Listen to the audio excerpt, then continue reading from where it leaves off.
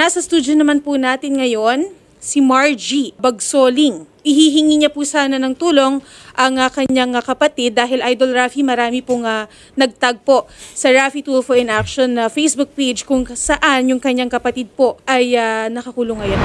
Yung ano ko? Ko talaga kami. Mali-mali na yan, ginagawa ninyo Ginagawa ninyo. Pupusasan ako. Ito, pupusasan ako kasi aalis ako. Ang mga pasahero ko, nagdidili na ng gusto. Nagdidili na ng gusto. Aalis na ako. Iwanan ko sana ko tira. Kalala ka na, Atulit. Atulit, magpakalala ka na. Mali na yung mga ginagawa nyo. Wait lang, kuya, wag. Kuya! Halika dito. Ano ba yung ginagawa niyo sa amin, ma'am? Pang ano na yung pangbagastos din sa aming mga driver, ah? Sige, wait lang, madam. Bakit nyo ginagawa yan? Bakit hindi nyo, ma'am? Pusasan nyo. Ano ginagawa ninyo? Sige, Steve, pusasan nyo. Pusasan mo. Oo, tingnan natin kung sino ang nagsisilipan nito. I-video nyo. Oo. Karating tayo kung saan magkarating tayo. Sige, ma'am. Tawag kayo sa driver. Bakit yung iba pinalampas nyo? Pinalampas na. Bakit ito? Ginigipit nyo? Ang iba pinalampas ni ma'am. Magandang hapon po, Ma'am Margie. Hindi po malinaw doon kung bakit po inuli siya ng mga pulis at pinusasan. Ano na pong dahilan, Madam? Diyan sa market, wala naman daw nakalagay na loading, unloading. Simula nung ilang taon na siyang nagdadrive dyan, namamasada galing ng Guadalupe to FTI, wala namang nakalagay na signboard na yung signboard na pinagbabawal nila. So that time, nung nagbaba siya, kasi nakahilirang mga jeepney, halos hindi siya makaurong. So, nagsipagbabaan yung mga pasahero at may mga umakyat. Sa dami-dami daw nila doon, sir, siya lang ang inuhuli. Tapos, ang nangyari, hiningi yung lisensya niya, binigay naman niya ng kusa, binigay din niya. Tapos, nag-issue ng ticket yung pulis. Tapos, hindi naman niya binigay, sinabihan siya, pirmahan mo, sir. Sabi naman ng kapatid ko, hindi ako pipirman yan. Kasi kung pipirmahan ko yan, ibig sabihin, may mali ako. Wala naman ako nakitang mali dito. At saka, sige ma'am, kung hindi mo ibibigay sa akin ang ticket, so, aalis muna ako, ihatid ko muna lahat ng pasahero kasi nakaabala dito. Tapos, babalik ako doon sa presinto, magpunta na lang ako sa presinto nyo. Sinabi ng kapatid ko na aalis siya, so nagpatakbo siya ng konti, nag-start siya. Tapos, humabol yung policewoman, yung inano na siya, suminto siya, yun yung nakita na yung, dyan sa video. Isa sa mga pasahero, witness doon sa pangyari, ay itong si Joy, nasa linyang telepono. Yes, Ma'am Joy, magandang hapon. Yes, good afternoon po, Sir Raffy. Opo, ma'am. Ma'am, ano po yung na-witness nyo doon sa pangyari, doon sa video na napanood namin ngayon? Senator, nakita nyo nga po na pinoposasan po si Manong driver. Opo. And of course, I witnessed it kasi syempre po, nasa front seat po ako. And Pwede bang maumpisa natin yung sa pinakaumpisa, bakit po dumating po sa ganung punto? galing po kaming Guadalupe, sir. Biyaheng Guadalupe pa, pa C5. Okay. Tapos, bali, pagdating po ng market, nag-drop po ng pasahero si driver. Okay. Kami naman, syempre, parang wala naman pong sa amin kasi kami mismong mga pasahero, alam na, kumbaga, nakasanayan na years na actually, na dyan na nagbababa at saka nagsasakay ng pasahero ang mga driver diyan. At syempre mga passengers diyan sumasakay kasi parang ang area kasi na yan, sir, is for yung mga tinatawag na chance passenger. Kasi kung makikita niyo sa loob ng mall na yan, sa vicinity ng mall na yan, may mga terminal. Pero kasi ang hahaba po ng pila diyan. Okay. So yung area na yan po yung naging parang open space para may mga pasahero makasakay na pag may bumababa, syempre, yung ibang pasahero makakasakay. Mm-hmm. Na hindi na kailangang pumila kasi sobrang haba Syempre, pagod na rin, ganon. Tapos ito po, nagbaba po si driver, tapos biglang may sumulpot na sasakay ng jeep. Mm-hmm. Ngayon, nung may sumakay na po sa jeep niya, nakasampa na po, bigla pong sumulpot sa harap namin yung dalawang police officer na babae. Mm-hmm. And so na yun nga, hinarang kami. And then, yes, syempre tinanong ni driver bakit, anong problema. Okay. And then, yun na, nagkaroon na po sila ng nag-usap na po sila, bumaba po ng jeep si driver. Okay. Tapos, nakikita na namin na nagsusulat sa ticket si police officer. Okay. Ngayon, habang nagsusulat na po sa sa ticket, syempre andun yung si kuyang driver nagvi-video. Okay. Syempre nagvi-video na po siya ng kasi syempre siguro andun na po yung pakiramdam niya may mangyayari. Nagvi-video siya. Ngayon, habang nagvi-video siya, syempre nagkakaroon na po ng At first, naririnig namin nakikipag-usap pa. Nakikipag-usap pa si manong driver na syempre kakabiyahe niya lang. Tapos yun nga, ewan ko kung ano pa na pinag-usapan nila. Pero the other police officer, kinausap ko po. Sabi ko, ma'am, wala po ba kayong sabi ko, wala po ba kayong warning man lang? Kasi first and foremost po, wala naman po kasing signage ng loading and unloading. Wala pong sign doon na no loading and unloading. Okay. Wala po, Senator. Okay. Yun na, sabi niya. Ang sagot sa akin ng police officer, order daw po kasi ng commander nila yon, ang pumosting sila doon. Sabi ko, wala naman pong problema sa order po ng commander ninyo. The thing is, wala po ba kayong consideration man lang sanang maibibigay since yun nga, nakikiusap naman si driver. Tapos syempre, maraming pasahero na aabala. Tapos sabi ko, tapos plus the fact na wala nga po kayong signage dito. Ang sagot niya sa akin, which is true naman, na kay mall na po obligasyon ang paglalagay ng signage. Sabi ko, kasi syempre po, kami, nakasanayan na rin naman po namin. Syempre, nagulat lang naman po kami na bawal na po palang magsakay at magbaba dito. So as well as, syempre, driver. Kasi kumbaga nakasanayan na po Opo. Ayaw po mirma kasi ni driver dun sa ticket. Kasi, syempre, niya kumbaga pag pinirmahan ko yan, di ang mangyayari, parang inamin ko may kasalanan ako. Though yung niya po yung lisensya po niya is naked officer na po. Sige po. Salamat po, ma'am. Colonel Robert Baisa, Chief of Police ng Taguig. Colonel, magandang hapon. Magandang hapon, sir. Alam niyo na po itong tungkol sa video na inaresto po ni Patrolwoman Sheila Luntapay, ito pong driver na si Joel Lawian. Yes, sir. Opo. Okay. Unang-una, Colonel, wala pong nakalagay doon na sign na no loading, unloading zone. So therefore, kung talagang totoong walang sign doon na no loading, unloading, then walang violation itong jeepney driver kung siya ay nagbaba o nagpasakay ng pasahero. Sige Sir, po. unang-una po, yung pundaan na yun po ay C5.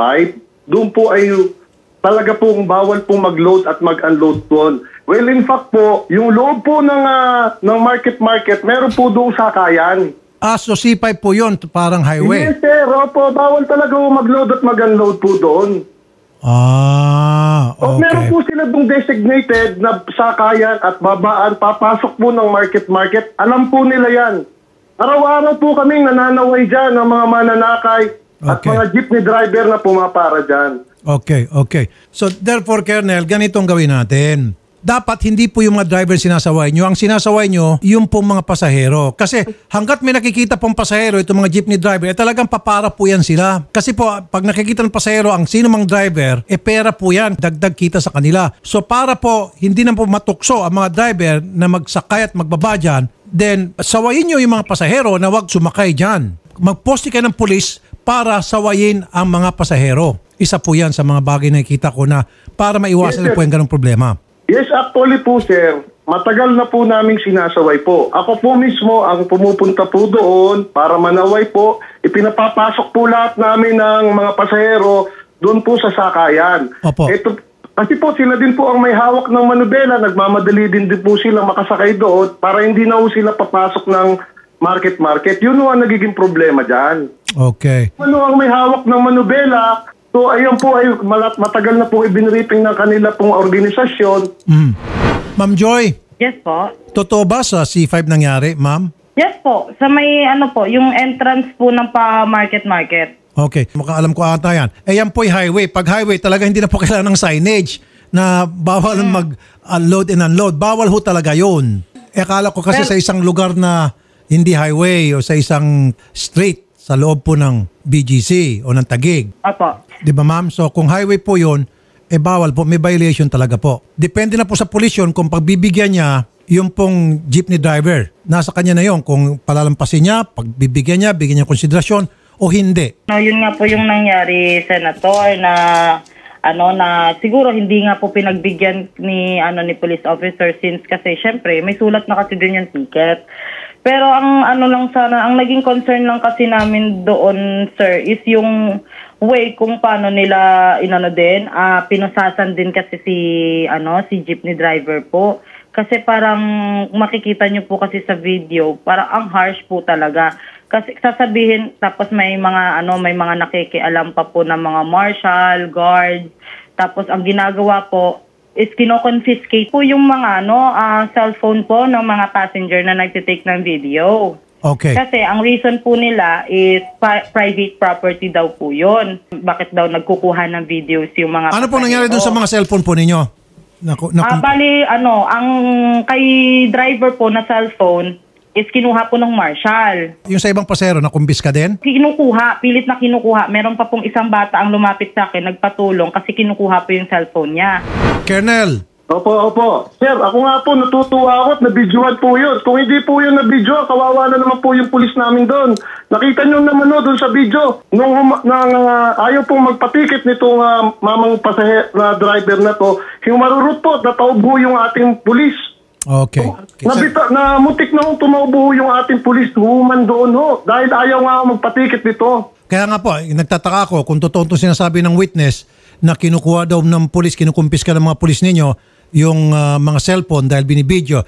Bawal po yun. Hindi dapat ganon. Maliban na lang kung nasa loob ng police station, pwede sigurong sawayin na wag magbidyo. Pero yung po'y nasa kalsada, hindi po pwedeng sawayin. Karapatan po ng mga citizen na magbidyo po ng mga insidente pangyari sa kalye. Di po ba, Colonel? Opo, tama po yun. Wala akong nangyaring wala akong inukumpis ka kung makikita nyo doon. Baka po itong mga kasamang ng driver, ng kasama po ng yung mga blue guard Pero yung sa amin ng part ng police, kung makikita nyo yan, tingnan nyo, kinukuha po yung yung pinakita po, yung pinupusasan na. Pero hindi nyo nakita nang humarurot po yung ating driver na tumaubo yung ating Colonel sir, nakita ko po. In fact, pinukpok ng pulis yung jeep kasi gustong humarurot nitong driver. Nakita ko po. Kaya nga siya inaresto. Sige po, Colonel. Sandil po, Colonel. Ma'am, karapatan po ng pulis na arestuhin ito pong kapatid ninyo dahil nabastos po yung pulis natin na ginagawa lang pong trabaho. Ma'am, pera ko rito. Pag yung pulis natin gumawa ng katarungan, kanina lang merong pulis na inireklamo, talagang tutugisin ko yung pulis all the way. Tatamaan yung pulis, may kalalagyan siya. Pero kung yung pulis po, ma'am, ay ginagawa lang kanilang trabaho, sa paggawa ng kanilang trabaho, ng kanilang tungkulin, nabastos pa, hindi naman po ako papayag. Hindi ako papayag na yung mga pulis natin binabastos po ng kung sino-sino lang. Lalo pat naka-uniforme, official po yung kanilang trabaho. Because naka-uniforme sila, nandun sila at may dalang ticket. Buti sana kung walang paniket. So in this case, legit po yung ginawa ng mga pulis natin. Ang mali po ng kapatid ninyo, nung siya po ay titikitan, tumataka siya. Mali po yun. Hindi dapat. Yung ticket, kung sa tingin niya wala siyang kasalanan, dapat po pirmahan niya yon and then iko-contest lang niya po yon. Di ba? Yun po yung patakaran na pupunta kung saan ba yung issuing agency, kung halimbawa yun ay galing sa LTO, pupunta ka sa LTO, kukontest mo, papatawag yung police at doon magkakaroon ng hearing. Ganun po yung proseso. Pero wag po natin tinatakasan ng mga police natin. Kita po doon sa video na gusto humarot ng kapatid nyo kaya pinalo nung policewoman yung jeep. Marami na po akong mga natatanggap dito ng mga reklamo noon pero hindi na nangyari ito. Na yung mga pulis na lang huli ng walang panikit. Yun po yung illegal. Kaya nang huli ng walang panikit dahil mangungutong. Ito, may panikit yung pulis at talagang titikitan yung kapatid nyo. Kaya lang yung kapatid nyo may katigasan din po ng ulo, tumatakas. Bawal po yun. Ang sa kanya daw sir, hiningi niya ang ticket. Hindi daw binibigay ng pulis. Kaya nagsabi siya, sige ma'am, kung hindi mo ibigay yan, nagpaalam daw siya na ihatid mo na yung lahat ng pasahero tapos babalik siya sa presinto. Bakit hinihingi ibinibigay? niya. Kasi daw, ang reason daw sa pulis, hindi daw niya ibibigay kasi hindi daw pumirma. So nagpaalam daw talaga siya na may... Kaya nga ma'am, dapat pumirma siya doon sa sa ticket. Diba? Para maging kumpleto po yung proseso. Ngayon, kung hindi po siya sang-ayon doon sa ginawang paninikit sa kanya ng pulis, pwede naman po niya i-contest yun. Ayun ang hindi porket pinirmahan mo na, pag-amin na po yun. Yun ay bilang indikasyon na ikaw ay hinuhuli ng pulis at doon nakalagay sa ticket kung ano yung mga patakaran sa pagtubos sa lisensya. Nandun ata, if I'm not mistaken, yung karapatan mo na iko-contest yung paninikit. Pero you have to sign it kasi yung pag hindi mo pagpirma doon sa pulis at meron naman talagang violation, pang-iinsulto po sa pulis natin yon. May insulto po yung pulis natin. Again, ma'am, pag yung pulis natin gumawa ng kamalian, binabatikos ko dito. Kanina lang may binatikos akong pulis, pinadisarmahan ko pa. Pero kung yung pulis naman po natin gumagawa ng trabaho, hindi po ako papayag na mapaparusahan yung pulis na gumagawa lang po ng kanilang tungkulin. Pasensya na po, ma'am. Kung gusto niyo po ng abogado, pwede po namin kayo ma-refer sa Public Attorney's Office. Trabaho naman po nila yon. Pero yung sa amin po, sa ganang amin para tubusin yung kapatid nyo o parusahan yung pulis, hindi po namin gagawin yon. Colonel? Yes, sir. Opo. Gayon pa man, paimbestigahan nyo pa rin po. Yun na pong request ko, Colonel. Opo naman, sir. Actually po, nakausap po na po yung kanilang substation commander. Opo. Regarding po itong issue na ito. Ito naman po, klarong-klaro. Ako po, sir, ay regular na bumibisita sa lugar na yan. Kausap ko naman po yung station commander dyan regarding that. At the same time, sir, talaga po tinataboy namin papasok ng market. Doon po kasi yung eksaktong sakayan. Opo. Ngayon po, ang mga tao dyan po ay sumasalubong sa mga jeep. Opo. Inaawat po namin kasi po usap po dati dyan ang mga mga mandurukot. Ngayon po, kung naandun po sila sasakay sa loob ng market, makokontrol po namin ng tao at the same time yung mga jeep na pumapasok. Okay, sige. Ganyan pa man, paimbestigahan nyo lang po. Opo, sige po. Pero nakita ko po, base po sa video at sa salaysay po ninyo at salaysay ng witness at salaysay nitong si ma'am, ginagawa lang po ng pulis ng inyong trabaho. Pero just the same, paki-imbestigahan din po. Okay, Colonel, sir? Yes, sir. Wala akong problema. Salamat po, Colonel Robert Baisa, Chief of Police ng Taguig. Magandang hapon po, Colonel, sir. Magandang hapon po din sa inyo. Ma'am, kailangan din natin kasi magkaroon ng disiplina sa kalye. Ako po mismo nakaka-witness niyan. In fact, nadisgrasya pa po, nakasagasa pa po ang driver ko ng tao at gumastos ako ng libo-libo. Almost kung ilang 50,000 or something. Kasi nga po, sa EDSA, yung bus pumara sa gitna ng kalsada. Totoo yan.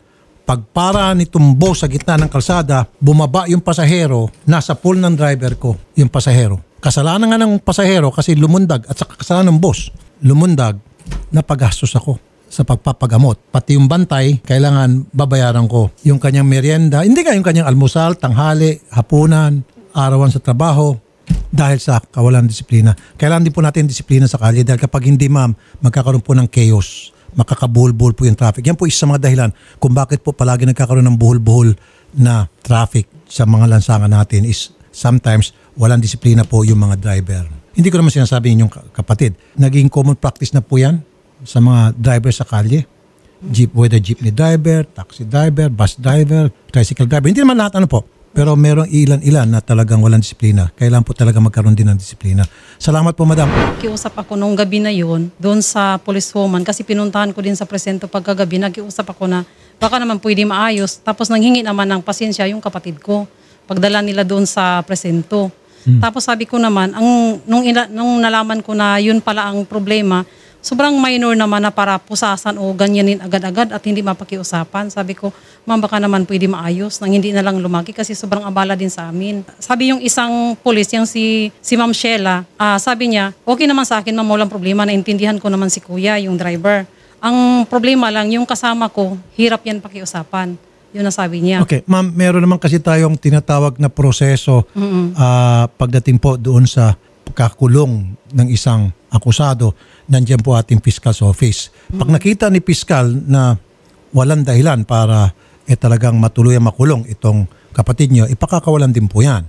Pero kung nakita niya may probable cause na talagang dapat talagang mahuli, tutuluyan yan. So, hindi po ako makikialam sa prosesong yan. Kasi ginagawa lang ng pulis talagang kailang trabaho. Pero kung may pagkakamali po yung pulis doon, tutulungan kayo.